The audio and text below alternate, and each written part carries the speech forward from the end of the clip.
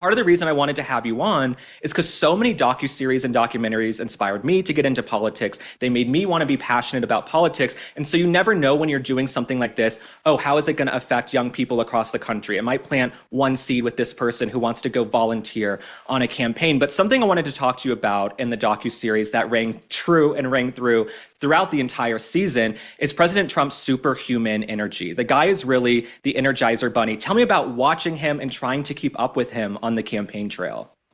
It's funny. I've been fortunate enough to know him through, my job for many years. And there's this side of him when you're with him personally, or even if you're a journalist and you kind of see him right before or after the cameras, he's hilarious and one of the kindest people. The people that work for him actually do like him.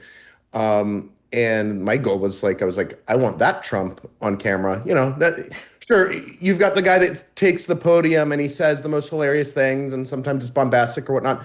But the guy, that we see day in, day out getting on and off the plane, grabbing a McDonald's meal on his own private 757 or whatnot, that guy's like the most fascinating dude ever. So, I've had more fun than a lot of people probably covering Trump for like a decade or whatnot since he came down the escalator. But the last 11, 12 months has been truly a pleasure because the guy that you kind of see and that you envision maybe he's like, if you tend to like him, you see that firsthand. So I think that does a service to people that are probably less political, don't follow the news, don't even, watch any news, listen to any podcast, whatnot. They're like, wait a minute, I'm not really into politics, but this guy's way cooler than anybody in Congress. That's not a very high bar, but I think it makes him, I think he comes off totally different in the series. So, No, absolutely. I think it comes across as totally authentic. And I'm glad you mentioned some folks who are apolitical, maybe folks who didn't even vote for President Trump, who don't follow him that closely, they don't care. It's still interesting to see a behind the scenes glimpse at the most powerful man on earth and one of the most talked about people. And I also think truth and authenticity are the hottest commodities in politics and media right now. Tell me about President Trump on stage versus off stage, because I hear he's kind of the same person.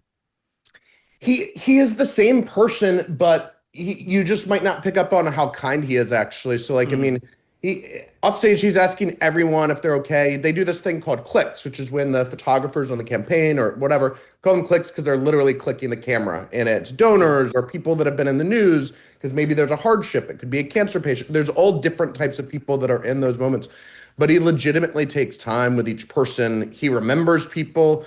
I remember, shortly after Butler, a lot of people that were at Butler came to his different events over the course of, he was in Pennsylvania all the time. And he would remember somebody would come up in a blue shirt or whatever, and he'd be like, you were over my left shoulder right over there. And you stood up, because he's reviewed the footage and he remembers what people look like.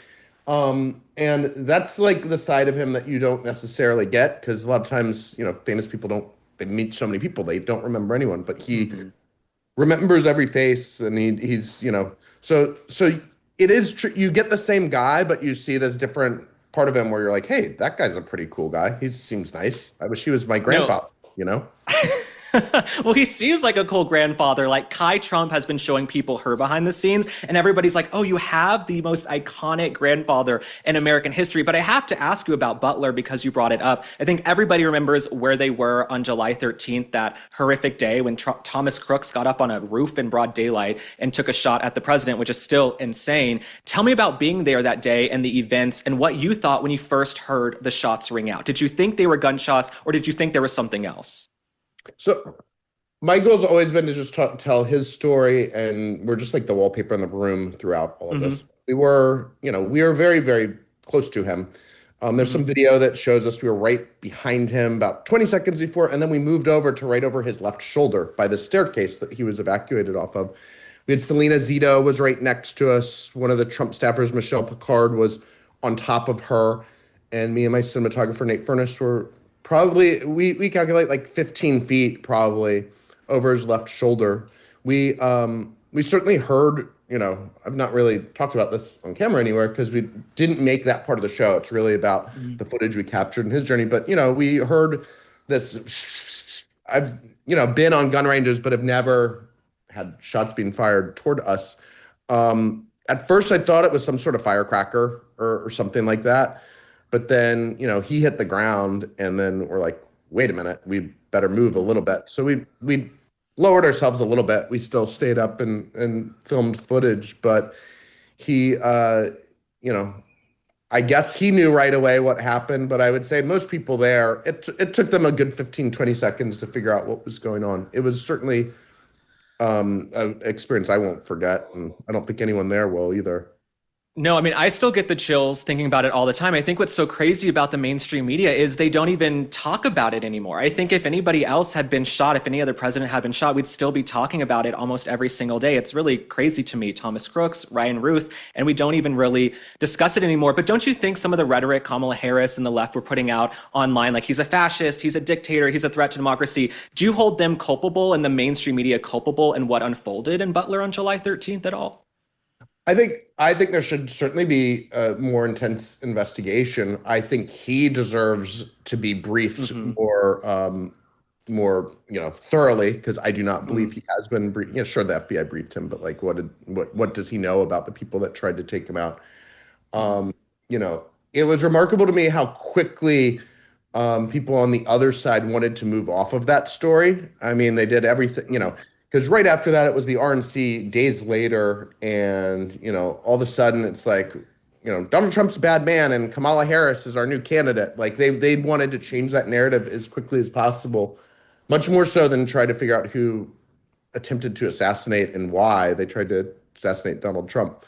So, if it was reversed, and Donald Trump was still president and Joe Biden was running against him, and somebody shot at Joe Biden, there would be an uproar. It would be the only thing the media would talk about.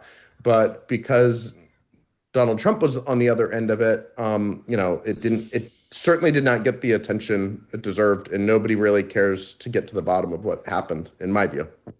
No, absolutely. I think there's millions of folks online who really want people to get to the bottom. But one thing about President Trump also is he's so resilient. So he doesn't even bring it up that much. People remind him and they're like, hey, you got shot at. And he goes, oh, I did get shot at. Because I think President Trump is also one of the last rock stars on earth. I say this all the time. We used to have huge stars like Elvis Presley and Michael Jackson. We don't really have big stars anymore with that swagger, that riz, that X factor. And I feel like President Trump is really the last person with that star factor. And as someone who's followed him for 10 years and you followed him very closely recently, have you seen a change in him? Like, how is President Trump now in the second term different than the President Trump you were around maybe 8 years ago?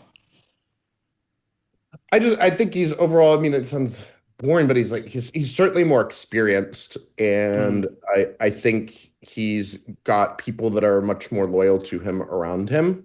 mhm. It's not just like a bunch of people that were on The Apprentice with him or whatever, like he's got a different group of people around him. They've been with him a long time. Omarosa's not back? No, no Omarosa. That's always the example, right? But I mean, like, you've got, Dan Scavino and Susie Wiles and Margot and like all these like wonderful, kind people that really do care for him deeply on a personal level. That makes him a lot more comfortable. But they were literally at his bedside after